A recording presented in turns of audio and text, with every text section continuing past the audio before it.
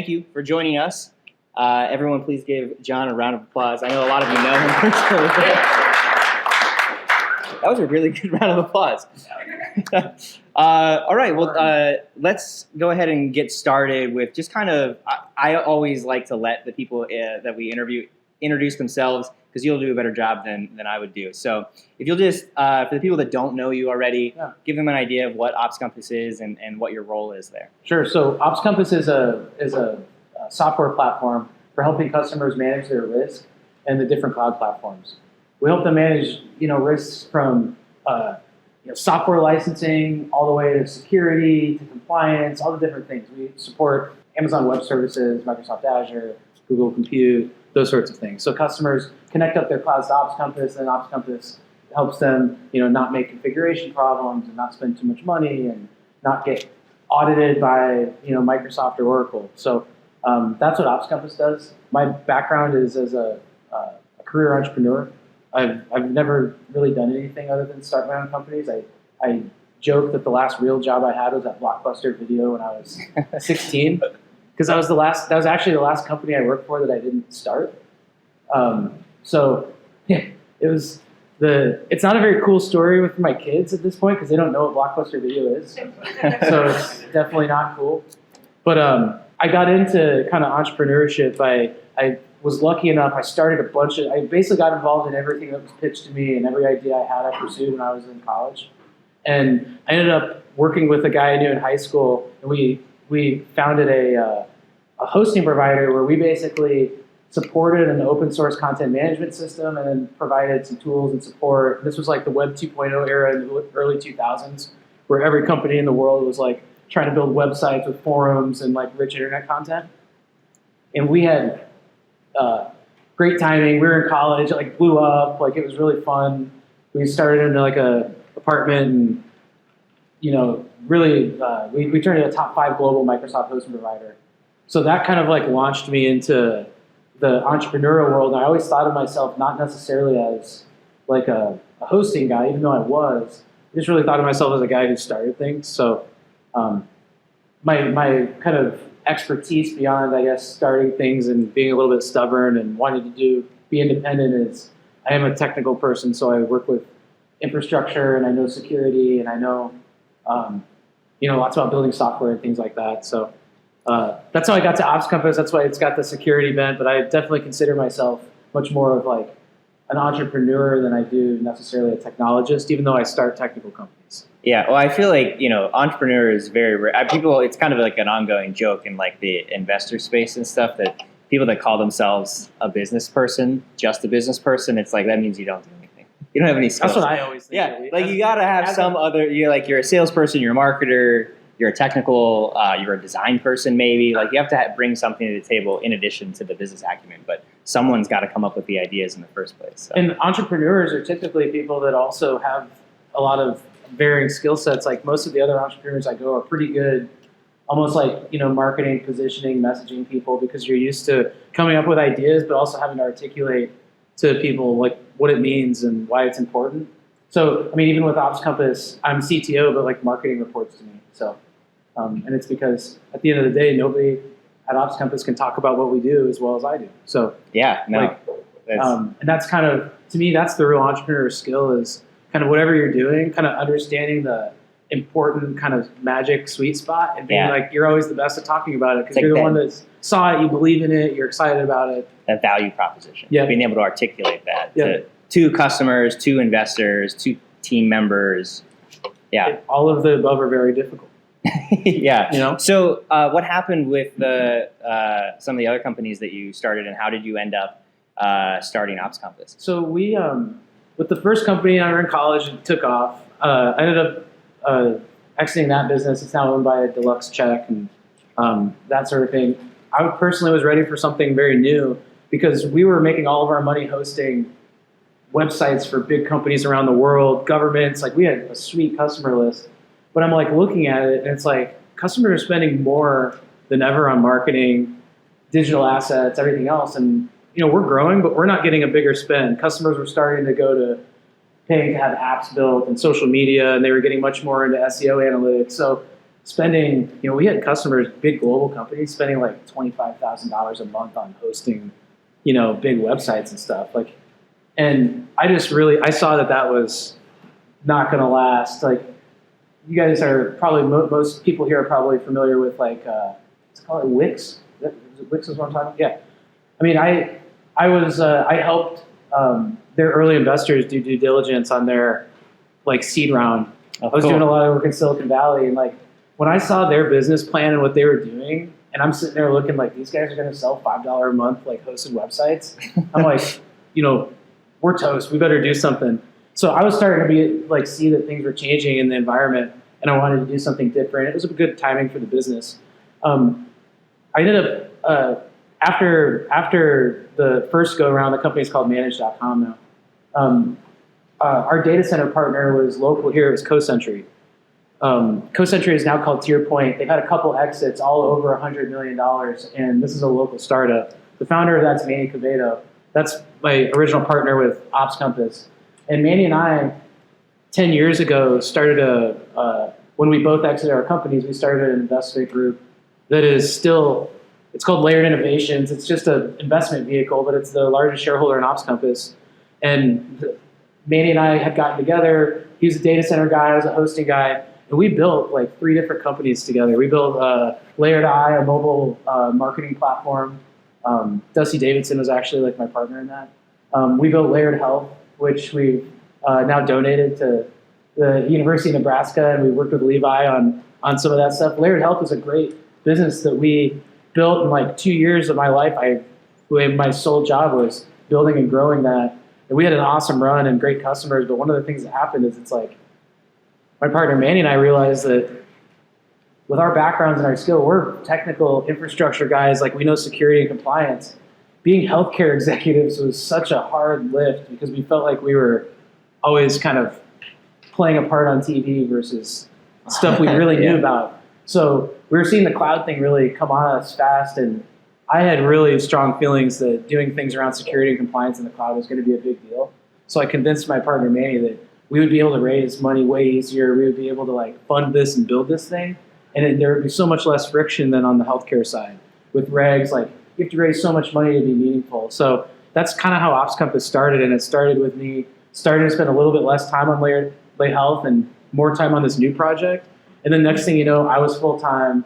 Then John Frericks over here ended up jumping over full time, and then OpsCompass really took off, and it just became, we thought we were going to have this cool portfolio of companies that we started and built, and we really realized that if anything's really successful, it takes all the oxygen out of the room, and pretty quickly OpsCompass was the only thing that we could really do.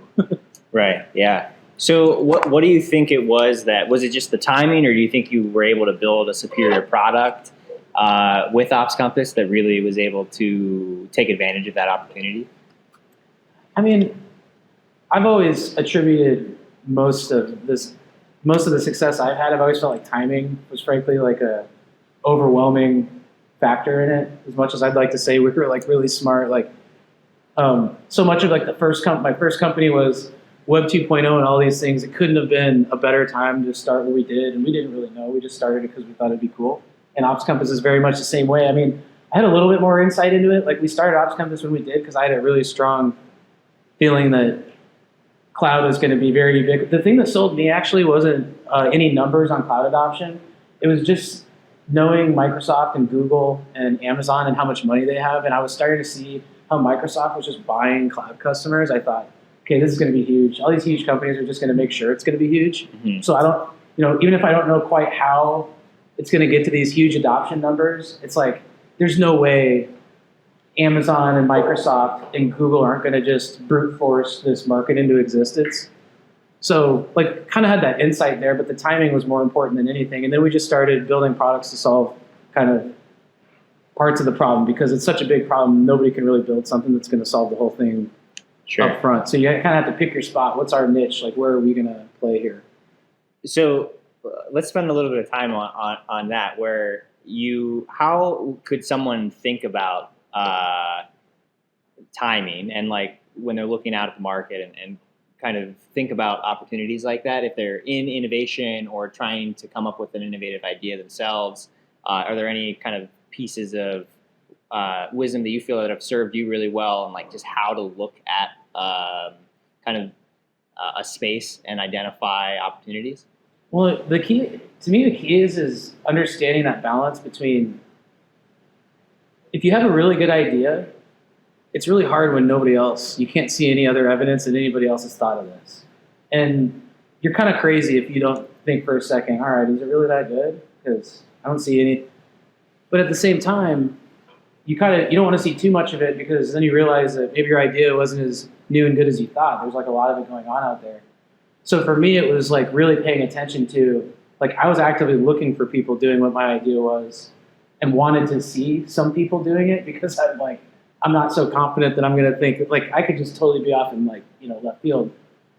So it's being very okay with kind of living in this in-between world where you kind of, some days you think your idea has like no legs, then other days you think that everybody else is already there, and you kind of have to just gut through it and, kind of trust yourself and like be really open and almost vulnerable with yourself about kind of those two sides of it, and trying to land somewhere in between where you have your idea. There's enough going on there that I'm pretty sure that it's a great idea, and not so many people that I'm like, okay, now I'm late. So my problem is always being like too late. And being too late not too late, too early. Sorry. Yeah. My part is being too early, because when you're really, it's actually like not necessarily like an awesome thing to be like 2 years early on something. Like, there's plenty of examples of companies that were a great idea that was just a little bit too early. That's what I mean. Timing is more right than anything, in my opinion. Like, I think that's just just more notable things like Facebook and MySpace. Like, they really like functionally that different of products from like a which one was better standpoint. I mean, you could argue that there was kind of more customization, more character, more going on with but the timing was different. I mean, a lot of people attribute it to the server technology that MySpace kept crashing constantly, and it became kind of unusable at a certain point. And Facebook was like, we're just going to build something that's always on. It just works. Yeah, and also probably some aesthetic things. If you think about like what users are expecting, like MySpace was kind of quaint and had like a lot of that character because people were like coding HTML to make their page look unique. And you got a lot of that kind of late 90s internet scrolling marquees and just genuinely weird websites. But I think that the internet, like going into the mid 2000s, became markedly less weird, right? Isn't that probably like the number one trend in the internet of the last like 20 years? It's becoming precipitously less weird. And what is Facebook? If anything, it's just way less weird than MySpace was. Yeah. And I'm using weird pretty, liberally here. Like, I don't mean that as a bad thing at all, but like it has wider adoption for sure. It's able to appeal for a wider group of people. So MySpace, because it actually had some aesthetic to it, I think it has the ability to turn off and turn on more people. Whereas Facebook was this mass, looks really good, like everybody can get on and have their minds warped. Yeah, your grandma can use it. I think that's what happened with those. So I think it was like kind of just timing and tastes and changes and things like that. Interesting. So when people are the title that we picked for this was Building Technical Products in the Midwest. It's fine if we go off on whatever tangents, but I just want to touch on that real quick. Mm-hmm. Do you feel that it's more difficult to build technical products here because, I mean, a lot of people talk about challenges with talent. Are there any other problems that you see, or do you think that's kind of overplayed the challenges here? No, not overplayed at all. It's very hard to build a technical company here. I see it with other people that are raising funds. Like, I've experienced it. You have two problems. You have the talent, and then you have investors don't understand the talent problem, so they actually think it's probably worse than the entrepreneurs do. Like, the investors are way more skeptical than you are that you'll be able to hire people here, oddly enough. Why do you think that is? I don't know. Because news stories and stuff like that. Yeah. I mean, some of it's reality too. Headline, some of it's reality too. But like, but the other thing is they, if you think about the investors, venture capital is so often it comes from founders exiting and getting into venture capital, and then so in other parts of the country you just have more VCs that have partners in the firm or whoever it is that they built technical startups themselves. They're from biotech. So they can understand. They're from cybersecurity. They've done these things. So they have domain expertise that they bring to the table. Whereas around here, you get a lot less of that. You have a lot more venture capital that has kind of expertise more in like the investment banking and real estate space. And they're there to invest in startups. I'm not saying they're not here to invest in startups, but when you start getting into very technical value propositions and software and things like that, gosh, you already are dealing with folks that are asking you a lot of questions and they're really assessing the risk and doing their due diligence. Well, if they don't really understand it, you're going to have a very, very hard time convincing them to, write bigger checks. And technical products tend to need a little bit more capital anyway. Right. How do you think about solving that problem, whether you're trying to raise money or maybe convince internal stakeholders or something on something that is more technical? I mean, around here, one of the best solutions to that problem is having local customers. So, if you're an Omaha investor, you might not have any idea about continuous cloud security and these things, but it's meaningful that Mutual of Omaha uses your product, the ConAgra uses your product. You start to, and that's it. That's why when I've been at events about how do we jumpstart the Nebraska, like young talent and the startup ecosystem and these things, I give a bunch of these companies around here who will send an executive to these things. I give them a bunch of shit because it's like, look, man, the way you have to have logos to raise money.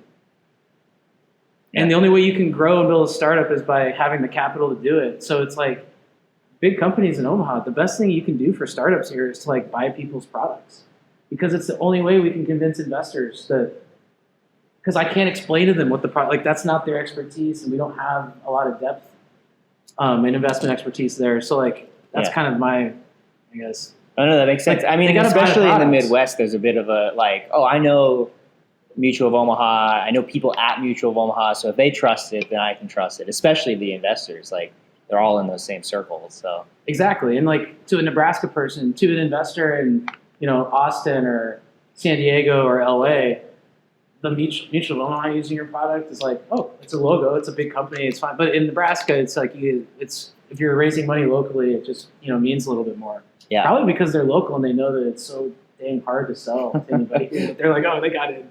Yeah, right. So what do you think do you feel like there are any opportunities or, maybe competition-wise or anything like that around building something that's more technical here? Oh, I think we have awesome opportunities. That's why I think that the lack of funding and just the roadblocks to funding technical startups really affects the rest of the ecosystem. So take our Offit being around here, for example. Offit every single year is kicking off new people that are Nebraska people that are working here.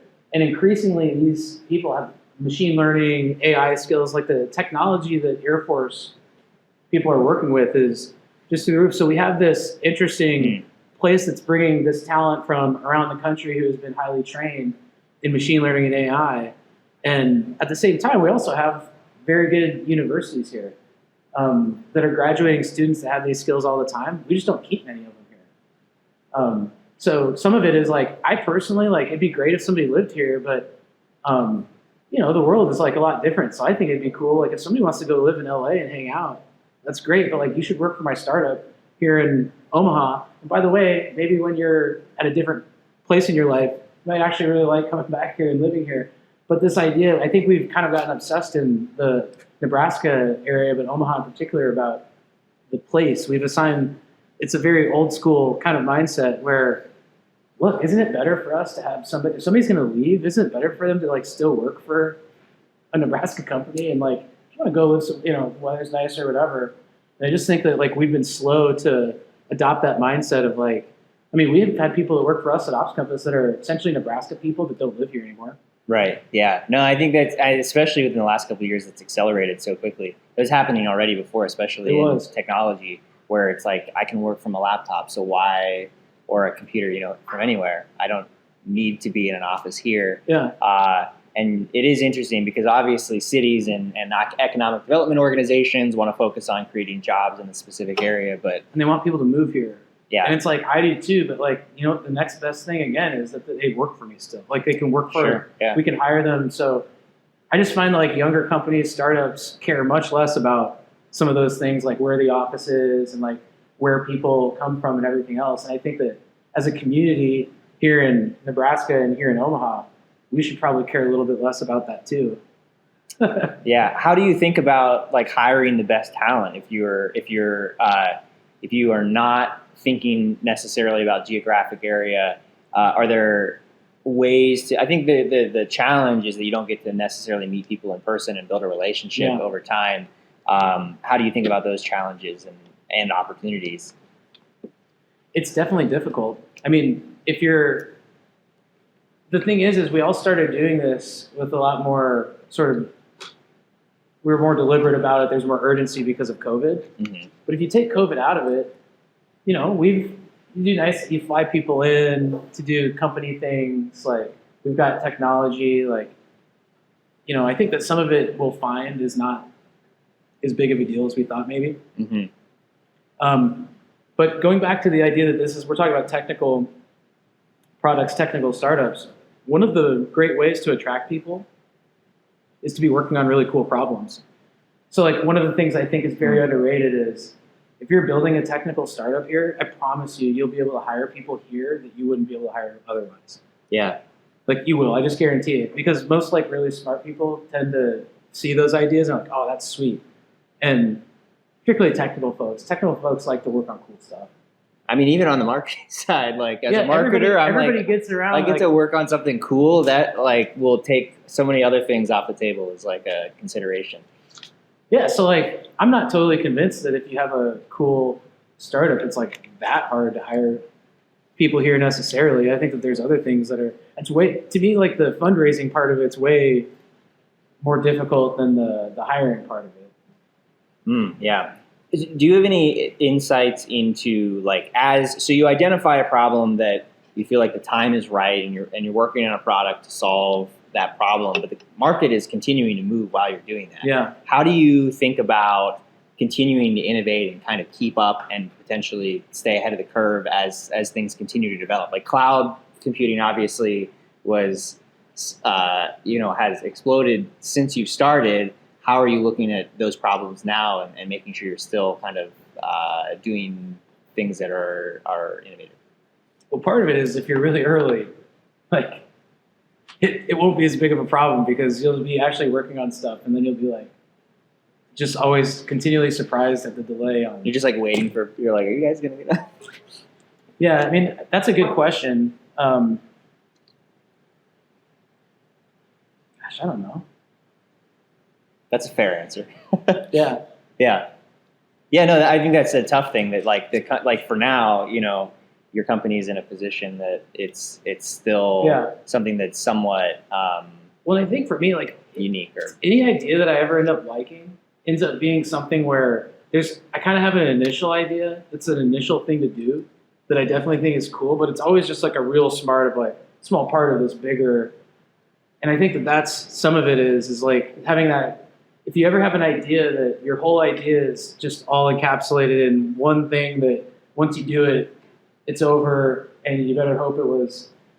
If you don't have like a vision for it, you've kind of set yourself up already to like run into kind of obsolescence and other things like that. So I know at least for me, like even the first iteration of OpsCompass was so much smaller and everything than like what I really wanted to do. And you sort of like, I just had this vision of like how customers could be like the types of things they're doing in the cloud, the types of things that our software could show them. Like, and to me, it's kind of having those parameters, having an idea, have a wider range of parameters helps you sort of navigate as the market's changing. You kind of have this roadmap in your head that was always there that kind of helps you decide. Yeah, so your vision's got to be big enough that you're not going to run out of things within that vision.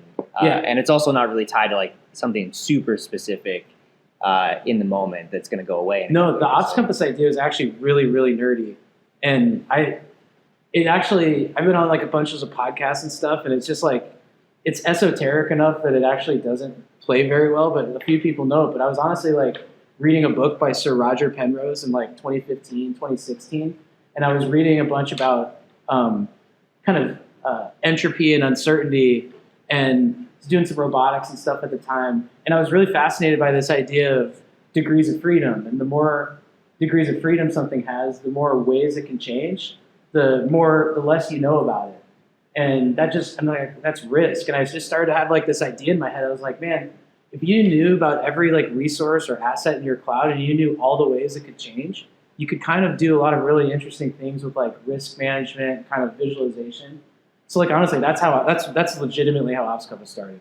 Like we've kind of have like more of like a company line story, but like it was legitimately me reading a book on entropy and then thinking, oh man, all my good ideas come from doing things that have nothing to do with the thing I'm thinking about. So yeah. I mean, people talk about that like to be creative, you kind of have to just like pull from a. But it was more of like a concept, right? Yeah. So like that, what I just told you, like if you think about it, that's very durable to like obsolescence because it's more of a concept.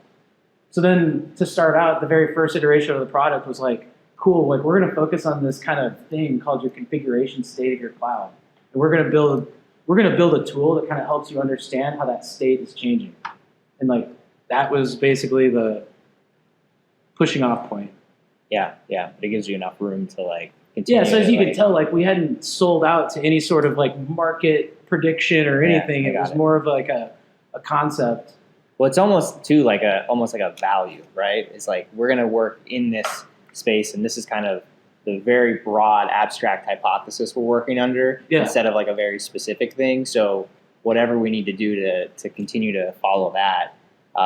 And obviously if you're working off of things that are like actual basic principles of physics and such, you're going to have plenty of room to play in that. Yeah. And customers, in my experience, customers always give you your best, like really specific ideas, but they never give you the broad strokes. Like customers like rarely are very helpful with like those broad strokes. Like a customer would have never in a million years given us the idea about your configuration state being meaningful in these things. But what customers do is they give you other good feedback like, hey, understanding how the state's changing is great, but it would also be awesome if you could do some analysis and like tell me like where I'm out of bounds with these like industry standards and frameworks. Okay, that's great product feedback. That's real specific. Yeah. But most of the time, that sort of feedback isn't enough to like start a company on. Like you actually kind of have to have like a vision and kind of like an idea that's probably a little bit more abstract than like a customer is going to be able to articulate. That's interesting because a lot of the advice that I see like accelerator or incubators and stuff giving a lot of like founders that are maybe not set on an idea is like go survey a bunch of customers, which maybe if you're like trying to understand an industry that's helpful, but they're not just going to like tell you what the product is, or if they do, it's probably not that interesting. Well, and with really with like more technical products, you're usually doing things in a different way. So it's like very hard to find people in the industry that can give you great. You really have to build something and show them and be like, do you like this? You know? Yeah, right. Yeah. I mean, that's challenging because what if you build something and everyone's like, which happens for sure. And they're going back to the funding thing. That's why building more technical startups is more expensive. You just have to build more product up front before you're able to generate significant revenues off of it, and that's just how it goes. I know that you're interested in the investing side as well. Like, how do you think about that from the other side of the table, assessing startups that might need more capital to get to the point where they actually have a product? Yeah. I mean, to me, it's actually pretty straightforward. It's like you either like the addressable market and like the business, and if you do, that entrepreneur probably needs capital, and they probably need pre-revenue capital. And there's all sorts of precedent for that. You can go all over the country and raise capital for products like that don't have revenue yet. You can do it all over the place. Or it's not one of those opportunities, and you probably do need to get a little bit of traction and do those things to raise money. The tough part about here is those types of things that really require you to do some investment up front. Those are the hardest ones it's so hard to get funded because most of the sources around here, as a thesis, they want you to have revenue already. And it's like, how many sizable businesses, particularly in the sciences, in technology, how many of them can ever get going without having no funding before they have revenue? It's like, it forces companies to start services businesses. It's just like very hard to build that way. Right. So like I've always thought here, if you go look at the statistics in Nebraska about startups and who breaks through to be successful, I think that there's a lot of sort of survivorship bias in how we look at the data. I think we look at who are the winners at the end, but we've paid no attention to who probably didn't make it because they weren't able to get early stage funding. They became a consulting company and never raised money after that. Like, I think we get very infatuated with the things that we've seen get to the end, and we're not really being very introspective about the data and saying, well, who's not coming through because they're not able to get what they need. That's interesting. Yeah, I'm gonna open up to questions because there's a lot of smarter people than me in the room. So, Andrew, we'll start with you. Super interesting talking a lot of different pieces there. One that I definitely wanted to hear more about was you talking about getting corporates on board and logos on board and like just being that first dollar in, even if they're not taking equity. If you talk a little bit about having some super notable local brands on board, like what about that process you think they did right, and then what are other ways that companies big and small and perhaps we can help more startups like OpsCompass get off the ground? Well, I'll tell you what we did wrong, I think, at OpsCompass and have learned over time and gotten better at. With those local companies and those logos, there's this, particularly in Nebraska, and again, I'm picking on all the investors around here, but part of it is like what our investors ask of us here, but there's a tendency to try and make all your revenue in the 4 local deals you're gonna do here in Omaha that are really just to get logos in your slide deck because you really need to raise some real capital. It's so much more useful to have really solid referenceable use cases. Like whatever the revenue number, like it's fine. But what I found is serious investors, later round investors from around the country, they're not expecting an early, unlike around here, the investors don't generally expect an early stage startup who's raised very little money to have serious revenue traction, believe it or not. So you having like really a product story that's like really solid and hey, I've got these 4 local like Fortune 500 companies and we've got this many users onboarded and it's like this day-to-day usage product and like you've got good references in those accounts. It's like what I learned is that the revenue from any one of those deals is not nearly as important as having a great use case story. And we spent way too much time on trying to turn early deals into like revenue like winners. And in hindsight, we actually would have done a lot better if we had just like hunkered down and used local companies to just become superstar users for us. Was it easy to get them on board since you were a local company and they're like, oh yeah, we want to help a local startup, or like what could those companies do to help be that first or fifth customer? I mean, a lot of the ones that we did, like, just to be honest with you, if we didn't have relationships with executives there, it would have been very difficult. So I think that's what kind of sucks. The other thing is I found that local companies that are really big, I'm not going to name names because I haven't named this particular company I'm thinking about yet tonight, but they just kind of like do the whole, oh, well, if you're from here, you can't know that much about cloud security. A little bit of that, and it's kind of, we see it with consultants and companies all the time. The consultant from far away is always a million times smarter than our own employees right here. That sort of thing, but definitely see it with companies here where it's like, yeah, like we're gonna pay the Silicon Valley firm to do our cloud security. We don't need a tool. It's like, okay. To be honest with you, in a lot of ways, I found it easier to sell to big companies other places because now we're the people from far away. Oh man, these Omaha guys, like they've got this product that looks really cool. Like you get more credit. So I don't know. I wish the companies were better about that here. We also, if you look at the industries our big companies are in, they're just notoriously slow procurers of products. So I think that's a little bit of it too, to just be a little bit more fair to everybody. It's like, if you're at a Fortune 30 insurance company, you just do everything slow, not just work with like local startups slowly or not at all. Chris? Yeah, my question is more about OpsCompass and how it works. But specifically, in your opening statement, I heard you say something about like OpsCompass helps companies that use the cloud avoid getting audited by Microsoft and like Oracle. So my question is like, I've never heard of getting audited by Microsoft or Oracle. Like, what is that audit process? Like, if you're one of those companies, like, what are you afraid that Oracle and Microsoft are going to find? So a little bit of that will probably require some background. So unlike a lot of startups around here, we've acquired 2 companies just kind of in our travels. So we bought a company called Agape Red back in 2018? Because we wanted to kind of seed a product team and move faster. You just got to be able to move faster when you're doing this stuff. But then we also bought a company in early 2020 called House of Brick. And House of Brick was a consultancy that had really high-level AWS partnerships, which was valuable to us because we had high-level Microsoft partnerships, and we needed to do both, and we learned that it costs us a ton of time and money to do Microsoft. So let's buy our way into AWS. But they also had this really unique niche practice around Oracle licensing. And Oracle makes billions of dollars a year off of auditing people. They give you software, they let you use any aspect of that software that you want, and then they come back later and audit and say, hey, you're using compression. Here's a bill for $100,000. So this company that we bought had this track record of literally doing these deals. They would save companies hundreds of millions of dollars. We've saved billions of dollars in the life of the company. And when you move to the cloud, these licensing scenarios are actually more gnarly because they're all based off the processor. And in the cloud, there's all these processors. Plus, Oracle wants to make it hard for people to run other places. So we found this nice kind of market entry point where these people are wanting to move these big platforms to Amazon Web Services, and those are great customers for us. So we bought this company, we converted a bunch of their intellectual property to software. So now we have this software that these big companies now can do these cloud migrations where we have some value for them.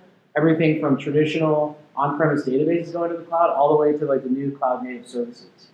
So what are they auditing for? If you're running databases in the cloud, you can only run those on a certain amount of processors, and you can only use certain features and all this other crap. And our software basically tells you when you're out of step, tells you if you owe Oracle more money. And then when you move off of Oracle and you're using cloud-native stuff like RDS on AWS for Postgres and some of these other things, we've got the tools you need to have the visibility and security there too. So for us, we wanted to make that acquisition because we wanted to be able to we needed to be able to find customers. So gosh, all these Fortune 500 use Oracle. So our customer list we acquired and stuff was excellent. And again, we had to put our thinking caps on and figure out how to still be a product company and buy a consulting company and take intellectual property and turn it into product and be able to talk about it and have it make sense, all those things. So that's where that came from. Is there any insight you can share there about how you thought about taking that IP and turning that into a software product? Yeah, I mean, the big thing is what OpsCompass did was we're looking at your configuration state. And if somebody does something like scales up a virtual machine or chooses a new SKU of this service that's more expensive, that's a configuration change. So OpsCompass will tell you about that. What we thought was interesting about this other company is, again, we were trying to get the AWS partnership and also that pipeline into those enterprise accounts that AWS will send you if you can help kind of break down the barriers to migration. So we're like, well, shoot, all this Oracle licensing stuff is very similar to what we're doing in the cloud. The cloud lets you do anything you want as well, and then you pay for what you do. And we felt like Oracle was the same way. So we're like, let's sort of bring this paradigm into the software and kind of have this pipeline of these big companies with big software platforms that are trying to go to the cloud, and we're going to enable them with this set of tools that does a whole bunch of these things across a single dashboard. Interesting. Yeah. Levi, go ahead. You talked about how you started with an idea that is going out down for OpsCompass. So in a couple sentences, can you tell me your unique value proposition to your first customer and then the last one you brought on? Ooh, wow, that's a good one, Levi. The unique value of the first customer was basically, in the cloud, logs aren't very useful, so they would say this user did this thing at this time and you don't know anything about it. So every company that went into the cloud was log-based because they were used to on-prem. OpsCompass allowed them to see what happened without having to ingest logs and parse them and do it. So that was kind of the original thing. Oh, it's a really easy way for us to kind of know what happened. Our most recent customer, again, we're now kind of assembling quite a broad platform. So there's probably a little bit more at play than this, but now it's much more around enabling workflows that help customers address their most serious problems and help them solve them quicker, document what they're doing about it, sort of manage that life cycle of a cloud environment. So it seems like there's a diagnostic component of value we provide in each specific company that you're working with, is that true? And so is it more so the process of the diagnosis that OpsCompass is providing for the company, or the solutions that you provide after receiving that diagnosis? It's probably a little bit of both. Probably a little bit more of the former. But yeah, we've basically over time become much more of like an analysis tool. Just because as you show users more information, they typically want even more. So that's kind of what's happened. Any other questions? Yeah, I can go. Chris or Chris? This is kind of a question I had before even coming into it. I think tonight just based on the titles, like building like product-based companies. But like one opinion I have that's like a lot of mistake a lot of startups in like the local area make is like doing a software as a service as opposed to just like offering Google do it all for you type of deal. And so I guess what I'm saying is like I tried to like do my own software as a service startup, and then like I couldn't sell it, but I could just sell like I'll do it all for you. And my opinion is like I don't think startup or like software as a service is a great business model. When you hear that, like do you completely disagree, or like what are your thoughts on that? I mean, it kind of depends. I will say though that like when everything we've ever built, at first it would everything ever, even the first version of the product, would have been easier for us to sell something that we just did for them. The magic of SaaS though is if you can get to the place where that's not the case, the leverage and the kind of power law growth you can have from like a user perspective, right? It's so powerful that's why everybody wants to get there. Like, what is that? Like, how much do you have to sell before you can get to a space where like my software actually like, makes sense? It's kind of it's your product problem, right? Like you kind of it's to the point where you have your user persona, you provide enough value for that person that they don't need to talk to you or maybe even want to. And early on, it's just super hard to build something that's robust enough that anybody can use without you. That's just a fact. Yeah. That's why it's so hard. That's why every SaaS company that starts up isn't successful, because it's just like really, really freaking hard. We still do. I mean, we still have stuff. A lot of it, like the license stuff that we're still kind of evolving. A lot of that stuff has more services around it than what we like. But sometimes you also, I know early days with OpsCompass, customers just didn't know enough about cloud. So even though we showed them all this like great stuff in the dashboard, like if you're already behind, like you're like, can I just pay you guys to look at it? It's like, well, I mean, you could, but that's not really the business we're trying to build. But like, kind of what I'm hearing there is like, oh, like we don't want to buy software. We'll pay you a lot more if you just do it all for us. But Like, doing it why all not for just them do is it all for them because and that's charge people. more? Because that's people though, and like for me to grow, I have to have another human being with hours to give to that customer. So it becomes like orders of magnitude less scalable. So what we're all chasing with like venture capital and everything is that type of business that you can have that 10x leverage that's super scalable and can go. Like it's just really hard though. It really is hard. Like every day our whole customer success team, our whole goal is to get people using stuff that they don't want us to do for them. Have them feel good about the software, but they just use it. It's the hardest problem to solve. That's why product people are very expensive. Like an actual like product manager, product leader is like a very expensive role to hire for. And also hard to find here. Yeah. Because where did they come from? This is an advantage that other markets have over us. Like there just aren't enough places for that product manager to have come from and had really valuable experience. So like it's very hard to hire that position here. Right. Yeah. Well, we're not building enough product-based companies. Yeah, there's not like 20 startups that come out of Omaha every year that have a crop of people that you can hire to your earlier stage startup and grow with. Yeah. And that's why I think growing the ecosystem here can help a lot, because you end up with that kind of phenomenon. Yeah. I mean, I think you see it happening as like companies get bigger and start to go to exit or get acquired or something. And those people don't tend to stay at a company that got acquired. Like Flywheel is a good example of that. A lot of those never people, happens. a lot of those people are now starting their own companies or working as early employees at other companies, but they have experience with a company that was on the track, a trajectory of scaling, which was a very product focused. So they had a large product team there, which is great for the whole ecosystem. It is. And the more times we can do that, it's just an iterative process, right? Like, And with startup ecosystems, there's too much attention put on founders and not enough put on. Flywheel is a great example. The value of Flywheel isn't that Dusty Davidson learned a lot, or Rick or anybody, right? Yeah. The value of Flywheel for the ecosystem is that there's a whole crop of people that are very comfortable working in startups. They like working in startups. They learned a lot about working at a place that has a pace that's like a startup. And I'm telling you, when you're hiring, like, we've got a lot of great people here that you can hire, but a lot of times you're taking somebody who has all the ability and they're fine. It's not a bad hire, but like, you have to kind of teach them what it's like to work at a startup, and they have to upfront be interested in it. And the more successful startups we have, the more new startups can go hire somebody that worked at a company very similar to what they're trying to build. And they have like ideas and they get scale out marketing and stuff like that. Yeah, no, that's a great point. Any more questions before we finish up? So Jake? one Yep. last question about that topic specifically. I mean, for your first hires, speaking about trying to find somebody who understands that pace of working in a startup, also has the experience that you're looking for, how did you source some of your first employees in this? Well, this is my first employee right here, and it's a designer.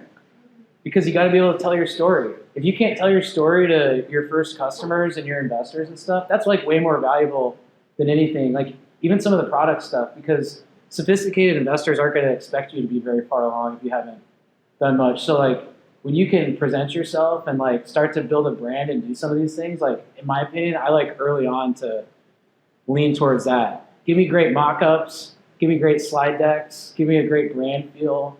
Because like, I just don't have, you don't have the money when you start out to really do a great product. Whatever you do is going to be actually like pretty crappy. So, so it's like, how do we like present this and make this easier for these first customers to consume and make us seem like a little bit more than what we are? So I've always leaned that way. I'm not trying to land I think it's very hard to land like your rock star, like technical person forever up front. And you're much smarter to get somebody who's going to help you talk about the value proposition and really flesh out what you do. And that's just my thing. I don't even know if it's like a good idea or not, but I like working that way. I like that idea though. He likes that idea. So we always finish these with one of the core values of Startup Grind is help first. And is there any way that the Startup Grind community, either people sitting here in this room or people that end up watching this video, can help you as an investor, as someone in the ecosystem, or OpsCompass? Biggest thing is if people are looking for software jobs and things like that, like hiring is a big issue for us. So we've got openings for SQL Server people, developers, like all sorts of stuff. So that's a big thing. Spreading the word. If you know of anybody or you work somewhere that has like, cloud security issues, that's great too. Also, just flipping it back the other way, like if anybody thinks that I can help them in any way, I'd be happy and into that. And even if it's just like doing coffee or something and like bouncing ideas off people. So.